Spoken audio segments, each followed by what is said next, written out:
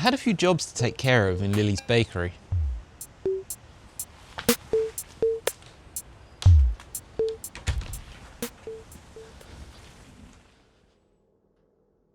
We got a nice big maple worktop a year ago, and we put it on a pair of IKEA trestles.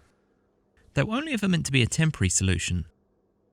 So after a year of weekend baking and learning about health and safety standards, we started to get an idea of what would make more sense underneath the counter.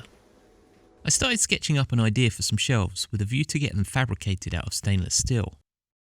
After thinking on it for a bit, I realised it was going to be much more economical to buy some prefabricated stainless steel tables, like some of her microbaker contemporaries have, and repurpose the legs. The tables took a while to arrive, but from what I could see online, it wasn't immediately clear how the legs attached to the worktop on these prefab units. I was originally thinking that I could remove the mounting points from the stainless steel and just reattach them to our maple. But when they arrived, it looked like they were spot welded together. I'm sure the multi-cutter would have been able to release them, but I thought it would be better if I didn't start sawing these countertops apart, and I decided the easiest solution would just be to make some new lugs for the legs to attach to. I couldn't find any pre-made dowels that were the right size for these legs, so I decided I'd have a go at making my own. I chopped down some scrap wood. In this case, it was a piece of studding timber from the closets I removed from the midroom, and marked the centres on the ends to put the wood in a rotisserie of sorts.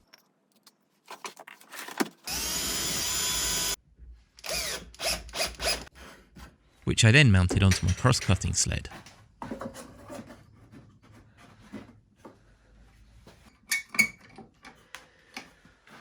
Working a lot more slowly and carefully than this sped up video might suggest, I made several passes along my table saw, turning the square piece into a dowel. There's definitely room for improvement in the technique, but it did work incredibly well. Of all the terrible ways I could have made a mistake doing this, I was pretty glad that my only error was setting my stop block in the wrong position when I was chopping the dowel down into lugs. I calculated the blade thickness on the wrong side, and that meant that two of the lugs ended up smaller than the others, which only looked a bit silly. I marked up and drilled some screw holes for mounting them to the worktop. Then my next challenge was figuring out how to flip the worktop over so I could attach the lugs. Part of the reason doing so was so difficult was that I built the trim around the window after we had installed the worktop on the trestles. Somehow I managed to get it upturned though, perching it on the windowsill while I got the lugs attached. I used the shelf that the legs attached to as a guide for where my lugs should go, marking the locations for pilot holes with the screws I was going to attach them with.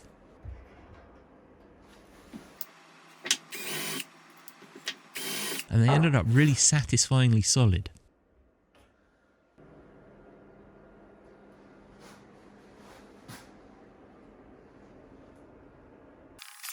Flipping the worktop back over was slightly easier, having done it the other way once already. So next was assembling the shelves.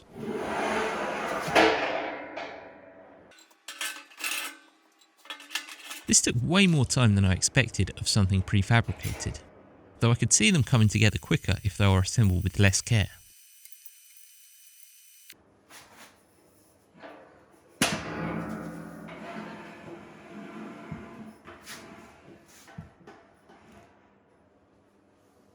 After that, the next puzzle was figuring out how to drop my wooden lugs down onto the legs.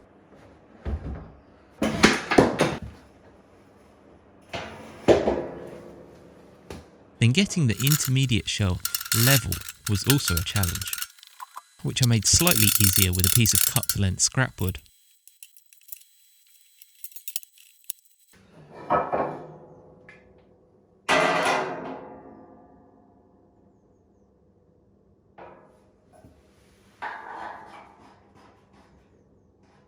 The protective film was a bit overprotective, but the legs ended up coming together nicely, and I got everything nice and level.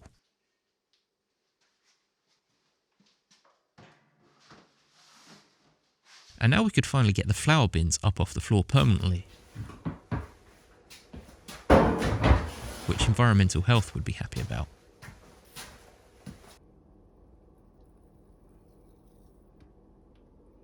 A few months ago, Lilly expressed an interest in having a small splashback on her worktop. The wall the worktop sat against was unsurprisingly unstraight, and Lilly didn't like how much flour would spill over the gap at the back when she was working, so I ordered some plain square maple to match the worktop from the timber yard when I got the timber to make the bedroom door last autumn. This had been sitting in my workshop waiting to be installed until we figured out the worktop's legs, so with those done I was pretty keen to get on with the splashback. Unsurprisingly, I couldn't get a single piece that was long enough for the countertop. So most of the time on this part of the project was spent trying to figure out how to join the two pieces together.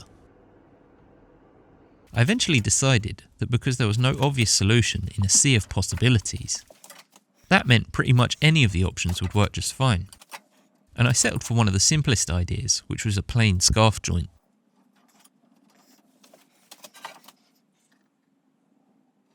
It was probably a bit abusive to do this on my sanding wheel,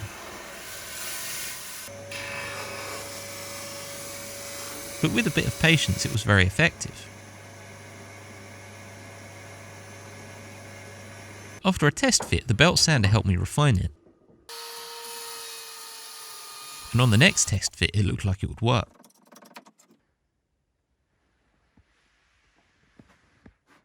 Of course, adding the glue made it a lot more slippery, but that was nothing a few more clamps couldn't solve.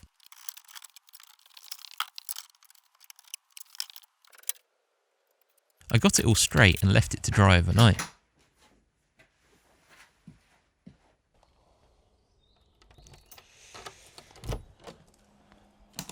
I checked how the glue was setting up the next morning and it was looking good, but I thought it could benefit from a little bit of filler in the seam. This proved to be a small waste of energy, as it all just came out when I tried to sand it back. Oh well.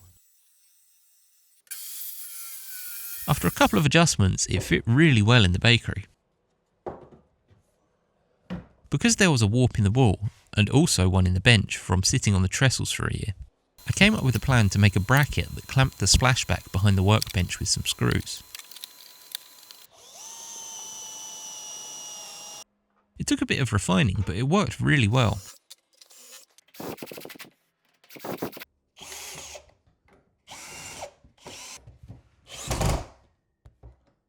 I wanted to trim the sides of the bench in two, and the piece on the right hand side was slightly more complicated because it had to work around the windows trim. I marked it up and I used the table saw to cut out some of the wood for the notches.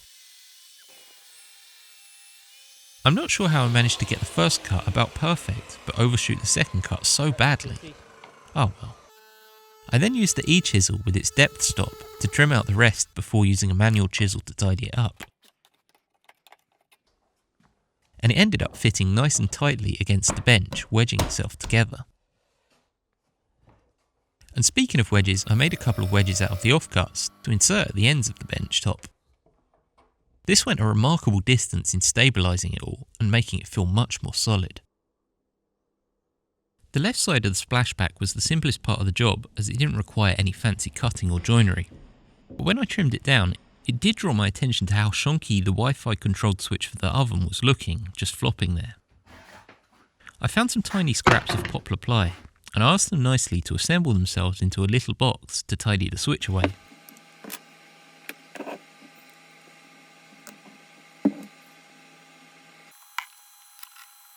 I came up with this design to allow airflow for the electronics in the switch, which was a necessity with how much amperage the oven pulled through it.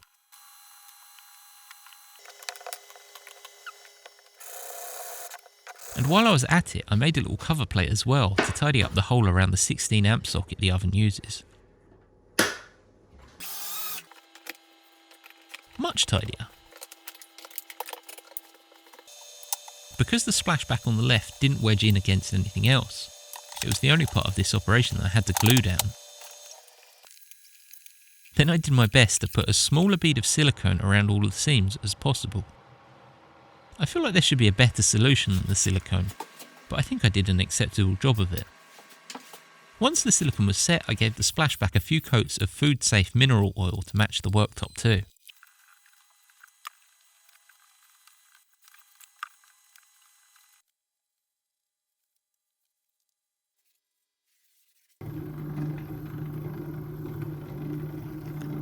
With the workbench upgrades all done, I turned my attention to the other side of the bakery, where my grandpa's wardrobe had been living. I saved this piece of furniture when we cleared their house because I really liked its design, and I originally had ambitions of maybe moving it into the midroom when it was done. But it began looking more and more obvious that it wouldn't fit around the corner at the top of the stairs, and the midroom became slightly different to how I originally imagined it anyway. So with all of that, it spent the past 3 years out in the left shed, all the way through its transition from junk room of denial into Lilly's bakery. I had previously done some cosmetic repairs to the wardrobe, which had endeared it to Lilly, so I decided it was time to make it more useful out there. For some reason it had become the home for a cache of unnecessary packaging materials, so I cleared all of the junk out and removed the clothes rails. I'm shocked that such tiny little brass screws were enough to hold the weight of a rail of clothes. I had some bigger pieces of poplar ply left over from the drawers in the midroom cabinet, and I kept them aside for this job. My plan was to build a set of shelves as a fitted but semi-freestanding unit inside the wardrobe, so that didn't require any modification to the wardrobe itself.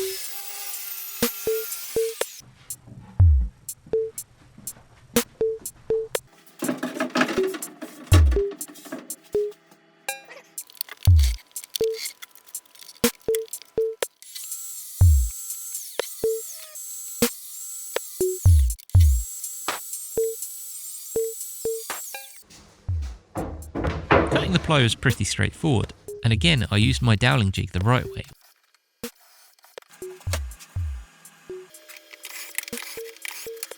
Which allowed it to assemble together pretty effectively.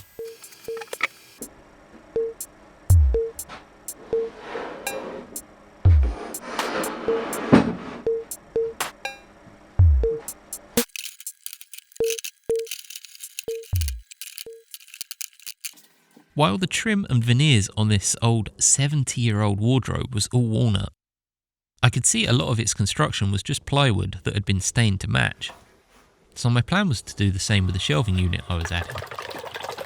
I got a can of walnut coloured stain, and this proved to be more like the idea of walnut than the reality of it, so I swapped it for a lighter shade.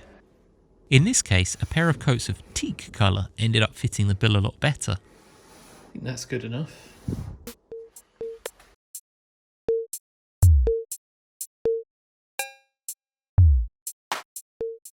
It's not really my usual style to mess with wood stains.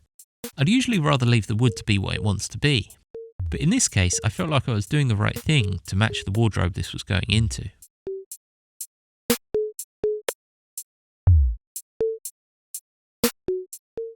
Once all the varnish was dry, I did one more test fit, and I also decided to add a couple of screws to one side to make sure it wasn't going to fall apart. Of course, as I was trying to match the rest of the wardrobe, I thought I'd be remiss to not use brass flat-headed screws here too. So I piloted some holes and then used some equivalent modern screws before removing them and putting the brass ones in.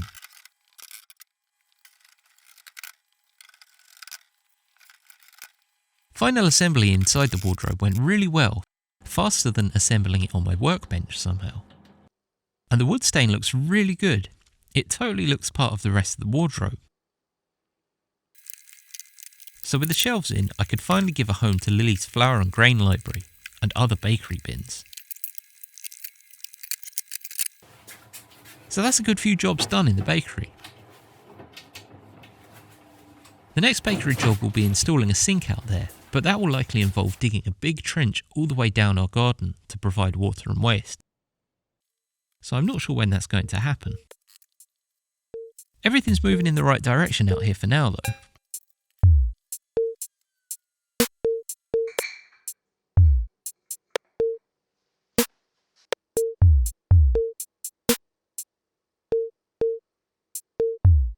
Thanks for watching this video.